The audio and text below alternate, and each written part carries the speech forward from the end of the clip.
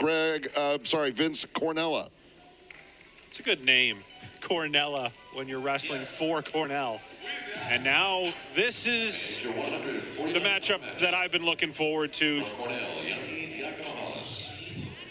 Highest ranked wrestler for Cornell against Brown's best wrestler in terms of record.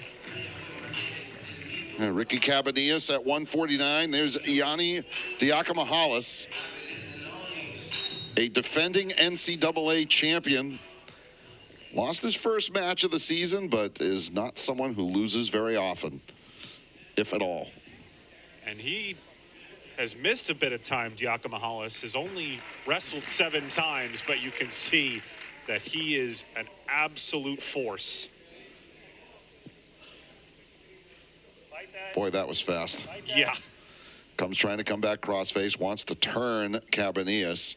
Puts his head in the back of Cabanillas' head, and he's going to release him and get the escape point. Good defense there by Diakomihalis. Cabanillas, almost went down to his back, and Diakomihalis now trying to lift his leg up, putting his shoulder into the chest of Cabanillas, and he could turn him. Trying to come back across is Diakomihalis. Another takedown, comes back across the ankle. Just to walk you through some of the accolades of this young man in red. 3-time national title winner.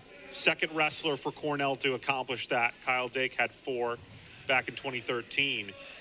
2-time member of Team USA's world team. Silver medalist at the World Championships. 3-time Ivy Leaguer of the Year. 3-time All-American and EIWA champion. 2-time finalist for the Hodge Award. Was runner-up last year for that. And before that loss, had won 75 consecutive matches. He is a monster. Here comes some back points as he gets Cabanillas over to his right shoulder. Nope, the referee says no back points.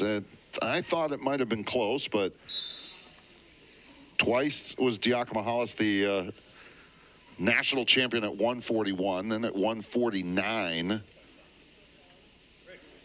And one of 3 tri-captains this year, his younger brother, Greg Diakomihalis, a sophomore with this group, has not wrestled this season competitively, but always fun to keep it in the family, and who knows what Greg could do based on what his older brother has accomplished. There's an escape for Cabanillas, but still trailing 4-2. Diakomihalis coming back over the top very quickly, scrambling, grabs him by the ankle. He's going to get control again, and just too fast for Brown's Ricky Cabanillas is Yianni Diakomihalis, who now leads this one 6-2 just here in this first period.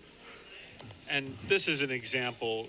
There are strong wrestlers, there are fast wrestlers. And then there's both? Yep. And you'll see a couple more of them as we even increase the weight classes of size and speed for this Cornell team. That's why they're so good. Yianni Diakomihalis can only give you so many points, but the reason they almost never lose is because up and down their roster, they are loaded with wrestlers who may not be quite this good, but are all nationally ranked and are just dominant in their weight classes. The riding time in this first period already up over 2 minutes. It's Cabanillas' choice. He's going to defer. Diakomihalis is going to select to be on the bottom, and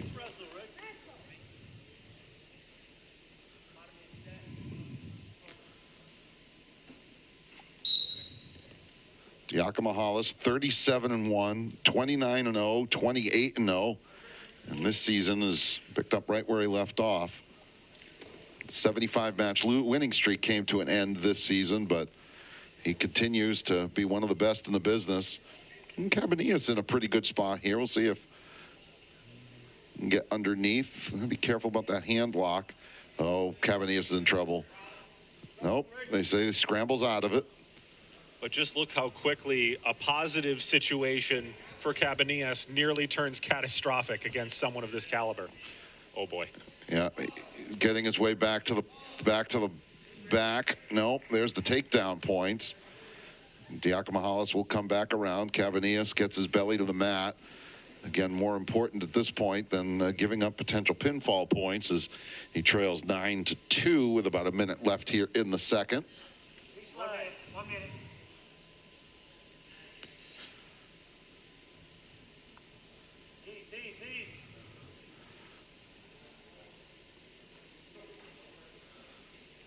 Cabanillas trying to bridge out, trying to get to his knees and maybe step up, and Diakomihalis trying to turn him, trying to get that inside cradle. He gets him over.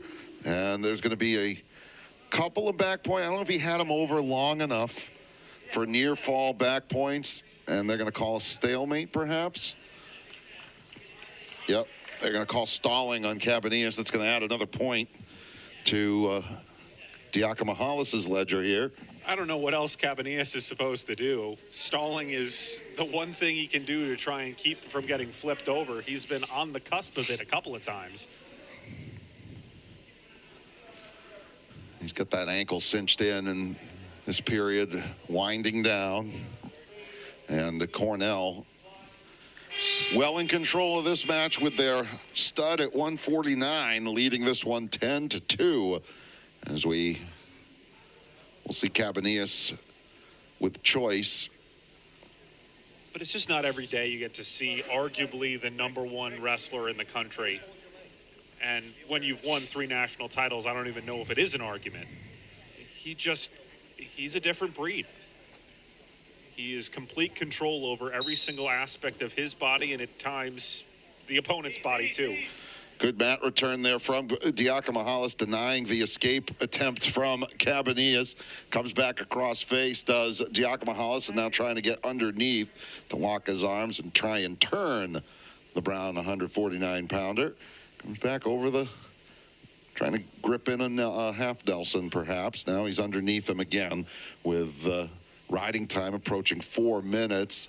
Gets him turned and over. Does Cabanillas spin out of it?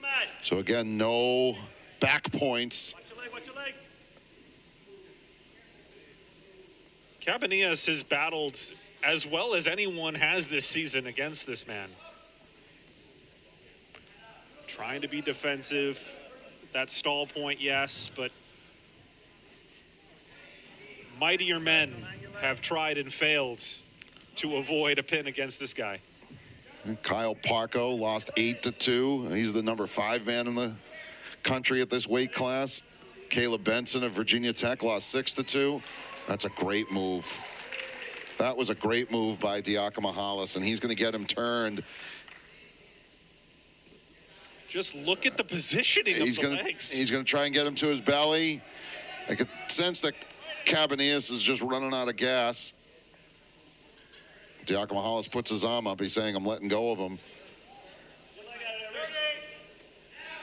I think he's trying to get there's a near fall 4. I think he was trying to tell the official, like, you know, I'm letting him go, and he's just lying here. There's another near fall 4, and that might be the match. To be I think it's a technical fall. He's saying I'm letting go, but he's still keeping him pinned with his feet, which are just as strong as his upper body. So a technical fall, and the 19-2 win for Diakomihalis gives Cornell a 5-point team score here at the end of 149. It's 12-3 Cornell. We'll step aside. We'll be back with 157 and 165 after this break as Yianni Diakomihalis takes another EIWA win here in Providence.